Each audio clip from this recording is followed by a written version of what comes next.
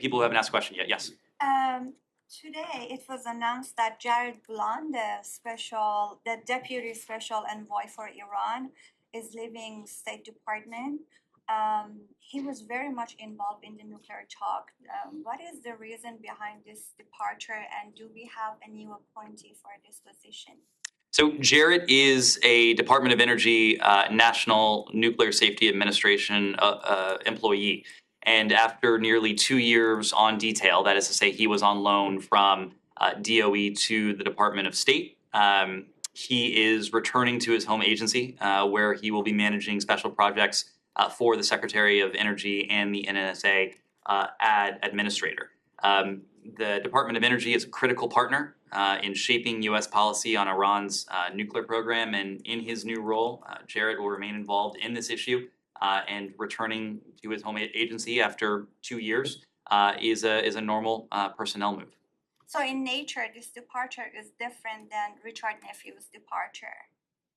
I'm not going to compare the two, but it is true that Richard Nephew was not a detailee.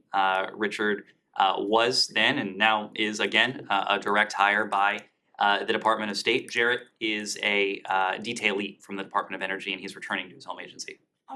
Today, two senators, Ted Cruz and Jim Risch, they named Iran as one of the biggest crucial political challenges that U.S. is facing in 2023. Do you have the same assessment? Of course, there's no denying that Iran presents one of the most complex challenges we face. That has been the case over the course of successive administrations. Its nuclear program has been the focus of successive administrations. Its malign activities throughout the Middle East, and in some cases potentially even beyond, has been the focus of successive administrations, as it has been during this administration. And now, what it is doing to its own people, the repression, the violence that it's perpetrating against the brave Iranians who are taking to the streets, and the military support, the security assistance that it's providing to Russia. All of these are compounded and represent what is undeniably one of the most difficult challenges we face. Ned, an Iranian official said last week, I think it was Saturday, that things are not that bleak or don't look that bleak for returning to the nuclear deal. What is your assessment? We spoke to this yesterday, but at every step of the way, the Iranians have given us no reason to put any stock or faith into the statements that they have made, the assessments that they have put forward.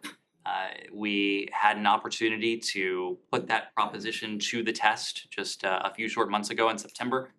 There was a deal to mutually return to the JCPOA that was on the table, that was approved by all parties, that ultimately went nowhere only because the Iranians weren't prepared to accept it. And in fact, they reneged on that deal. The JCPOA hasn't been on the agenda for some months now. Of course, at the top of our agenda has been doing everything we can to support the universal rights of the people of Iran and to counter this burgeoning security relationship between Iran and Russia. So what would be the one thing that the Iranians could say this week to, re-inject life into the process next week?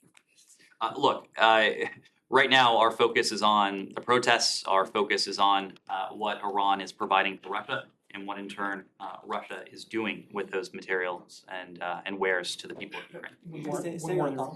One more Iran. Yep. Charlie Hebdo, the satirical newspaper, has some cartoons of Ayatollah Khamenei. The Iranian the regime is not very happy about those cartoons. They've summoned the French ambassador and called it for just the prohibition of the publication. Does the United States want to weigh in on that?